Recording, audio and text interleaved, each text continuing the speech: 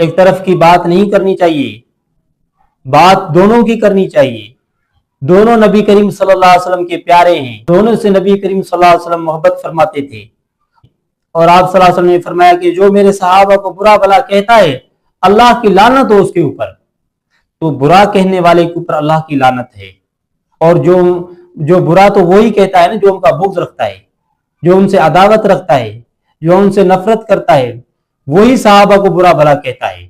تو نبی کریم صلی اللہ علیہ وسلم نے کیا فرمایا؟ اللہ کی لعنت ہو ایسے شخص کے اوپر۔ اہل بیت کی محبت کی وجہ سے صحابہ کے دشمنوں کے ساتھ کھا سکتے ہیں، پی سکتے ہیں؟ کیا ان کے ساتھ بیٹھ سکتے ہیں؟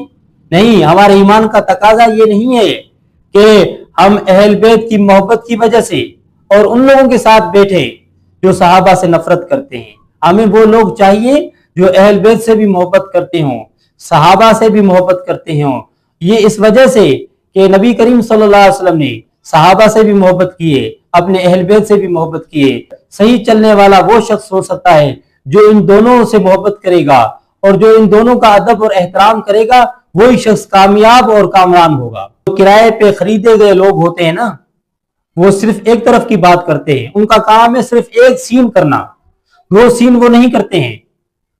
تو اصل اور صحیح آدمی کا کام یہ ہوتا ہے کہ دونوں باتیں کرے، دونوں کیسٹیں سنائے، کیسٹ کا ایک طرف بھی سنائے اور کیسٹ کا دوسرا طرف بھی سنائے۔ بہت زیادہ یہ بات خراب ہو چکی ہے کہ ہم ایک بات کہتے ہیں لیکن دوسری بات ہم نہیں کہتے ہیں، کیونکہ ہمیں کچھ لینے کا چکر ہوتا ہے، کچھ مانگنے کا چکر ہوتا ہے۔ تو ہمیں اگر ہم دونوں باتیں کہیں گے تو ہمیں دینے والا کوئی نہیں ہوگا، اگر ہم ایک بات کہیں گے تو پھر دینے کے لیے بہت سارے لوگ آ جائیں گے، اگر دونوں باتیں کہیں گے تو پھر دینے والا تو کوئی نہیں ہوگا، پھر اپنا کرایہ ہوگا، پھر اپنا آنا، پھر اپنا جانا ہوگا، پھر تو فائدہ کوئی نہیں ہوا، پھر تو کوئی فائدہ نہیں ہوا ہمارے بیان کرنے کا۔ اصل یہی بات ہے، لوگوں کے ساتھ اپنے پیٹ لگے ہوئے مانے کے چکر میں صرف یہ سارا کام کر رہے ہیں۔